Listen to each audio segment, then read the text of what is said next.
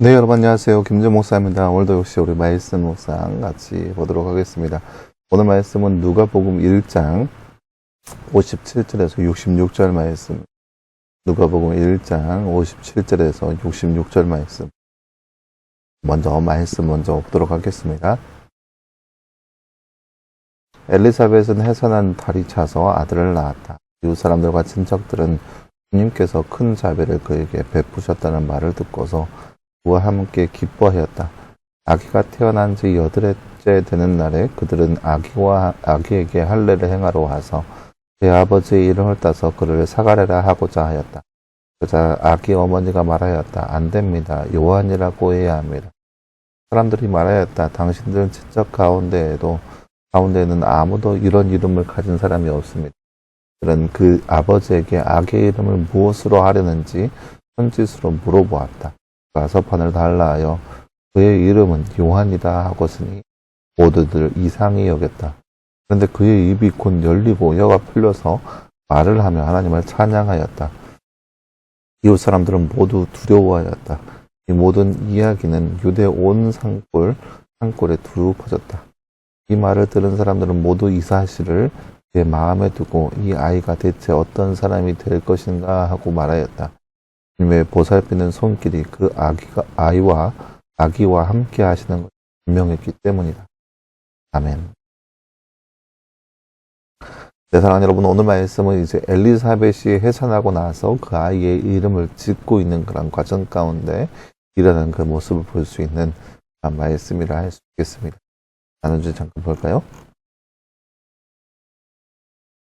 사가랴는 아기의 이름을 무엇이라고 쓰자 말을 하게 되었네요. 오늘 말씀 63절과 64절 말씀에 보면 그의 이름이 요한이다 라고 서판에 쓰니 그때부터 혀가 풀려서 말을 하며 하나님을 찬양하였습니다.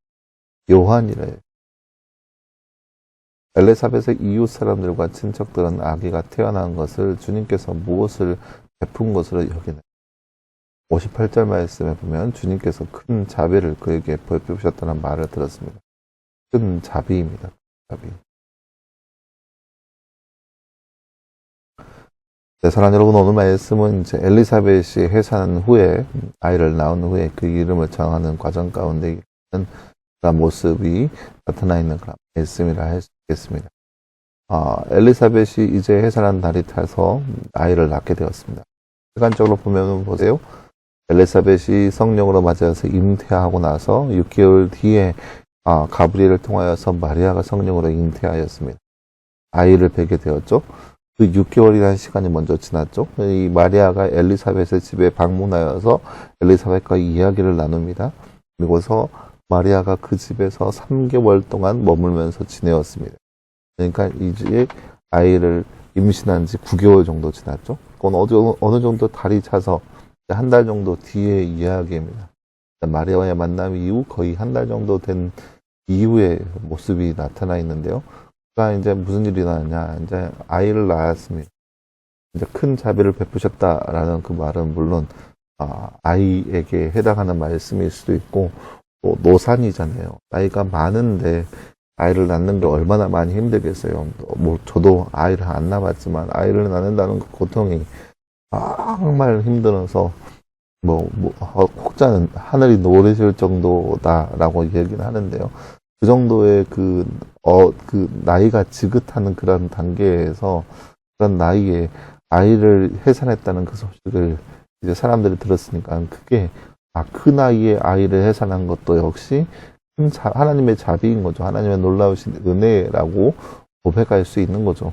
그 소식을 듣고 사람들이 몰려왔습니다. 엘리사벳에게 몰려와서 이제 물어봅니다. 어느 정도 이제 난지 8일이 되어서 유대인의 관례상 아이에게 할례를 베풉니다. 남자아이는 난지 8일 만에 할례를 줘야 하기 때문에 난지 8일 만에 할례를 행하고 나서 아이의 이름에 대해서 지으려고 합니다. 그래서 대개 유대인의 간습상 아이의 이름을 지을 때 자기들의 손주의 이름을 따올 때가 많이 있어요. 예를 들어서 제 이름을 따라서 우리가 흔히 보는 것처럼 누구 주니어, 주니어 1세, 주니어 2세 이런 것처럼 뭐 영국의 이름만 보더라도 킹 제임스 몇세 뭐 그렇게 나온 것처럼 선조의 이름을 따온 경우가 이제 유대인들 가운데 왕왕이 있었다는 거죠. 그래서 되게 그런 관습 가운데 있어서 사람들이 이 아이 이름을 아버지의 이름을 따서 사가랴라고 이름을 지으려고 했습니다. 부모에게 말도 하지 않고 막 그렇게 관습대로 이렇게 의례적으로 그렇게 행하려고 하는 모습이 보여지는 거죠.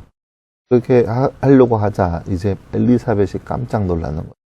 아니다. 아이의 이름은 다른 그 어떤 것도 아니고 요한이다 라고 이야기합니다.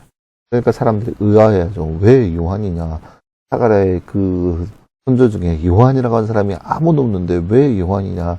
라고 의아해하는 거예요. 그러면서 이제 아비 사가랴에게 묻습니다. 근데 문제는 사가랴가 의심을 품고 나서 성령의 일에 대해서 의심을 품고 나서 그 뒤로 말을 못했었거든요. 말을 못한 상황이 있었는데 이제 사가랴에게 묻는 거죠. 아이의 이름을 뭘로 했으면 좋겠냐라고 물으니까 사가랴가 서판을 가지고 오게 해서 종이에다가 글을 씁니다. 뭐라고 쓰냐? 내 아이의 이름은 요한이다라고 씁니다. 그러고 나서 그걸 보여주죠. 사람들이 그 모습을 보면서 의아해합니다. 왜 요한인가? 그 선조 중에 누구도 요한이라는 사람이 없었는데 왜 요한인가? 라고 하자 그때 이제 사가랴의 입이 다시 풀려서 말을 하게 됩니다.